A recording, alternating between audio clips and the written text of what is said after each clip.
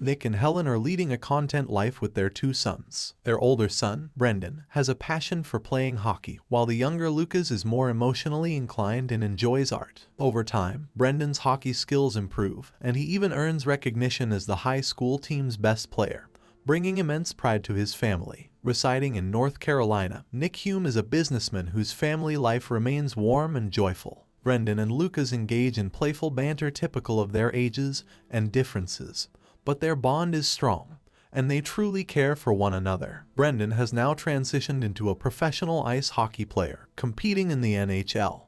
His impending game later in the evening fills Nick with excitement. During the drive back home from the game, Brendan discloses his intention to move to Canada to elevate his hockey career, and Nick wholeheartedly supports this decision, believing in his son's talent and determination. As they traverse through a high-crime neighborhood, they encounter 2 cars recklessly speeding nearby, causing considerable fear. Eventually, both vehicles run out of fuel and they pull into a gas station. Brendan heads into a store to grab some drinks, providing Nick with the opportunity to inform his wife about Brendan's future plans. In a tragic turn of events, armed thugs arrive at the store with the intent to rob it, and they quickly resort to violence by fatally shooting the store owner. The gangsters operate by a simple but brutal code. Every newcomer must kill a random guy to join. Unfortunately, the random guy is Brendan. The new gang member is hesitant and petrified, but he eventually slices Brendan's throat with a machete, ordered by the leader. Nick gets traumatic observing this. He ambushes the attacker while the rest of the gang escapes, knocking him down to putting off his mask.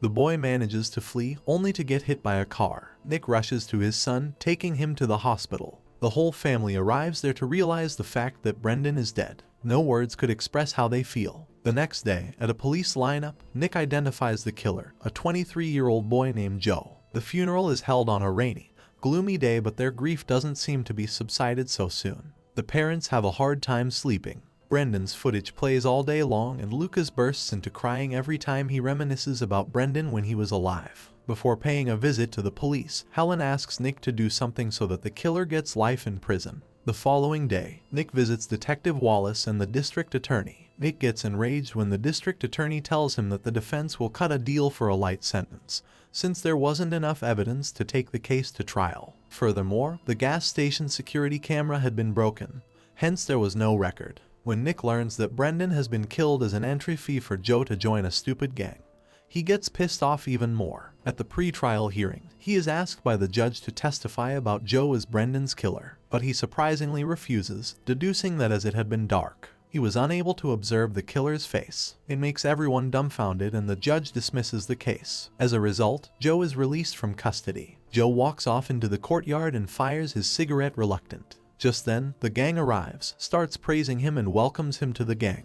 Even Billy, the gangster leader, says Nick is spying on them and starts chasing after their cars. Joe is given a prize, a prostitute, to have fun with. He's also provided with a fistful of cash by Billy. Disappointed by the law, later that night, Nick can be seen looking for a weapon. He reveals to his family that the boy has been released for lacking evidence. He pretends to leave something at the office and goes to Joe. When Joe comes out of the place, he's surprised to see Nick in front of him. In a fit of rage, Nick attacks him, and a fight forms between them. While they fight for survival, it ends up with the knife stabbing Joe's body accidentally. Nick witnesses Joe in his own bloodbath. He drives somewhere afar and tosses the bloody knife away. When he returns home, upon seeing his injured hand, Helen gets upset and provides him with a bandage. They burst into crying. However, Nick is currently a killer as well as a victim. Elsewhere, Billy pays a visit to Bones, his superior, who the whole gang works for. Billy hands him over the gas station robbery money. Bones chastises him for the cash is low and dismisses him.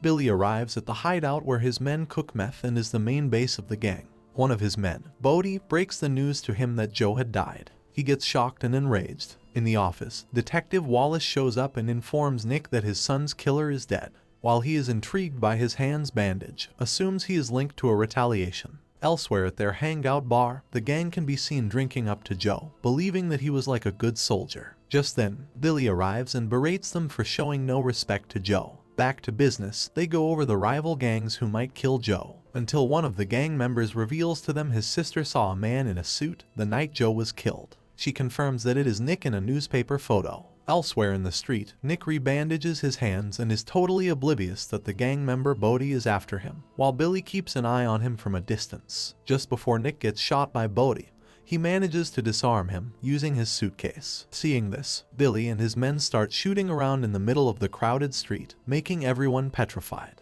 Nick runs into a narrow alley while a number of gangsters also spill into it from every other side.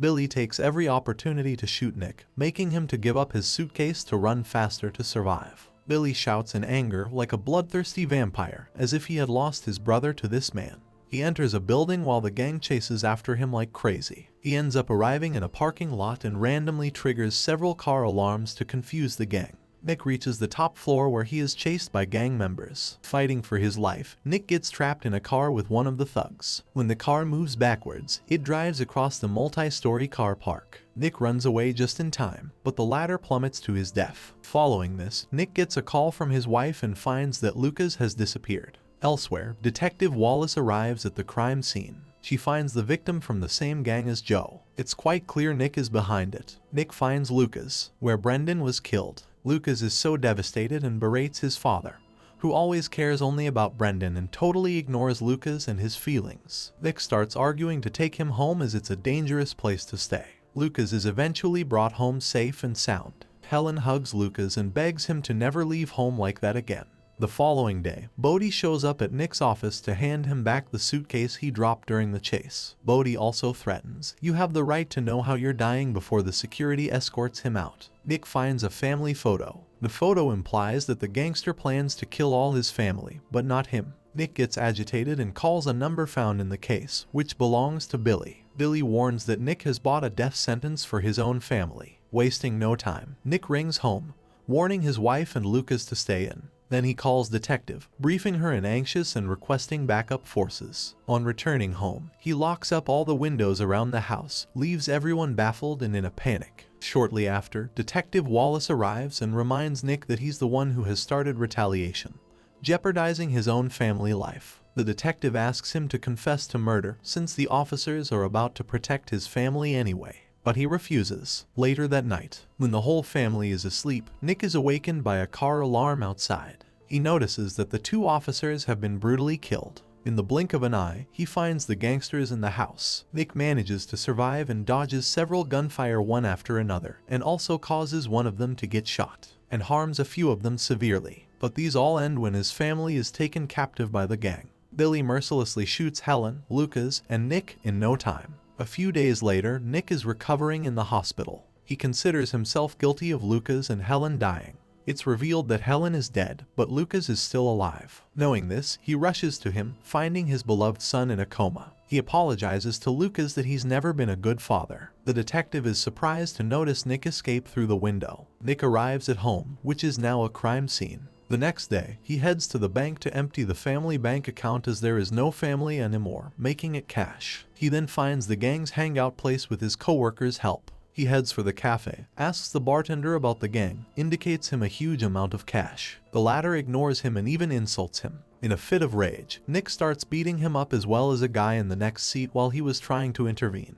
It ends up getting Billy's whereabouts and also Bones' address to provide some weapons. He arrives at Bones' place. Initially, Bones shows no interest, but he soon changes his mind. Seeing Nick's bag full of cash, Nick takes several weapons, both a shotgun and a handgun with tons of bullets. Before leaving, Bones reveals that Billy and Joe are his sons and he already knows Nick is planning to kill Billy. Bones assures him he cannot cause him any hurt. As a result, Bones allows Nick to walk away without a fight. He returns home to check the guns and works with them to get used to them. He then shaves his injured head. Following this, he goes to Brendan's stuff only to find the jacket he wore the day he died and puts it on. He heads for the gang's place. He manages to find the place down the hallway. Nick smashes the door using the shotgun, freaking out the gangster inside. The gangster is left dumbfounded, thinking that Nick must have been dead. Nick dismisses the other girl and points him a gun in the neck. Nick manages to get Billy's place. He then instructs the man to ring Billy. Billy miraculously realizes that Nick is still alive. The gunfire also alarms him that his man is dead.